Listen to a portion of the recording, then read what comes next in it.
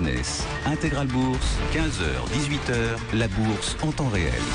Portrait d'un tycoon dans les émergents, c'est un exercice auquel se livre régulièrement le directeur général de Gémeaux Assets, Michel Audban. Bonjour Michel. Bonjour. Merci d'être avec nous, de venir nous raconter l'histoire donc de ces entrepreneurs, souvent quand même entrepreneurs fortunés, méga fortunés donc dans le monde émergent. Là on est en Inde aujourd'hui et vous nous parlez de Sunil Bharti Mittal qui est le numéro 1 de la téléphonie mobile en Inde à travers Bharti Airtel.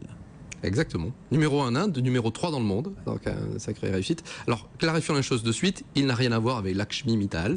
Aucun lien de parenté avec celui qui est à la tête, lui, d'ArcelorMittal, beaucoup plus connu en France. Sunil est né, lui, en 1957. À Ludhiana, une ville du Pendjab, au nord-est de l'Inde. Son père était député du Pendjab, donc tout allait pas trop mal. Il a pu faire des études universitaires. Famille notable, on va dire. Voilà, notables locaux. La ville était connue pour être une ville très présente dans l'industrie du vélo. Et dès 18 ans, il emprunte un peu d'argent à papa et il crée une petite activité où il fait des pièces détachées pour les vélos. Assez vite, il se trouve un peu à l'étroit et donc en 1980, il décide de partir pour Mumbai et il se développe gentiment en important 2-3 matières premières de ci, de là. Puis il commence à importer des groupes électrogènes. Il importe le premier groupe électrogène portable en Inde. Et en 82, il passe un partenariat avec Suzuki. Il importe directement ces groupes électrogènes depuis Suzuki au Japon. Ça marche plutôt bien.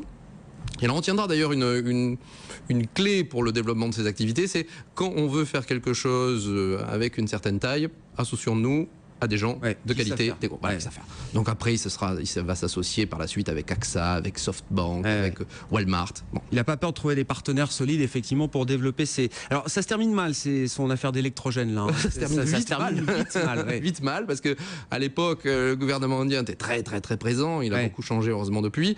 Et là, peu de mois après le développement de son partenariat, il décide tout simplement d'interdire l'importation de groupes électrogènes. D'accord. Donc, bon, l'électrogène, c'était pas la bonne idée. Donc là, j'imagine qu'il se met en quête d'une nouvelle idée, puisqu'il a l'air d'être assez ambitieux, entrepreneur. En tout cas, il a envie de créer quelque chose. Quelle est sa réflexion, là, justement, quand il met la clé sous la porte, là ? Alors, donc, il met en effet la clé sous la porte, activité zéro, et il se dit, il faut que je trouve quelque chose de novateur qui n'existe pas en Inde. Par hasard, il va à Taïwan dans un salon, il tombe nez à nez avec un téléphone à touche. Alors ça paraît tout bête, mais à l'époque, en Inde, 100% des téléphones étaient les téléphones à cadran, bakélite, vous vous rappelez, hein, voilà. Les plus anciens se souviennent quand même. Ben oui, tant qu'il a moins de 20 ans. Et il revient en Inde avec son téléphone à touche, et il fait assez vite un malheur, puisque c'est en effet un produit qui existe pas du tout. Il va s'associer avec Siemens, là aussi, donc il va se développer dans les téléphones sans fil, puis les répondeurs, etc. Sa petite activité se développe bien, et 1992 est une période clé, puisque l'Inde a commencé à bien évoluer, ils veulent s'ouvrir économiquement, et donc le gouvernement fait pour la première fois une mise aux enchères de l'activité téléphonie mobile. Alors Sunil a très envie de participer, si ce n'est qu'il faut être opérateur. Ce qui n'est pas vraiment. Et il vend juste les téléphones. Lui, à ce moment-là, oui. Voilà. Et donc, il cherche à s'associer. Il y a un opérateur français, qui s'appelait Vivendi, on s'en rappelle quand même bien, Vivendi qui s'associe avec lui, et ils sont parmi ceux qui obtiennent une licence mobile. Donc, en 95, il crée une Bharti Telecom pour développer cette activité-là, qui deviendra tout simplement le numéro 1 du mobile en Inde. Bon, numéro 3 dans le monde. Bon, on en sait un peu plus sur lui. Il aime le foot, c'est ça? C'est ce que vous dites? Il est passionné de foot. Passionné de foot. Oui, il trouve que c'est très dommage que l'Inde ne soit pas représentée, le sport le plus populaire au monde. Et donc, il fait tout en ce moment, sachez-le, il dépense beaucoup de temps et d'argent pour que l'Inde ait une équipe pour le mondial de 2018. Donc, bon, voilà, donc c'est ses passions, le foot, et puis donc les télécoms, on rappelle, premier groupe en Inde, 3e groupe mondial quand même, donc c'est énorme. Le cas d'investissement, là, vous êtes, je rappelle, investi en actions sur les actions émergentes à 100% chez Gémeaux Assets, Michel. Est-ce que c'est un bon cas d'investissement? Voilà, les opérateurs télécoms, ça dépend très vite des réglementations, des pays. Il n'y a pas de croissance, nous, en France. Aux États-Unis, ça crache beaucoup. Enfin, voilà, comment il se situe, là, lui? Alors, en fait, Bharti Airtel, qui est l'opérateur télécom, n'est pas celui qu'on a en portefeuille. Et entre autres, pas tellement pour sa partie Inde, qui se porte bien, mais il a racheté en 2010 Zain en Afrique du Sud, en Afrique. Il est très présent, il est présent dans 20 pays en Asie et en Afrique, et ça se porte un petit peu moins bien.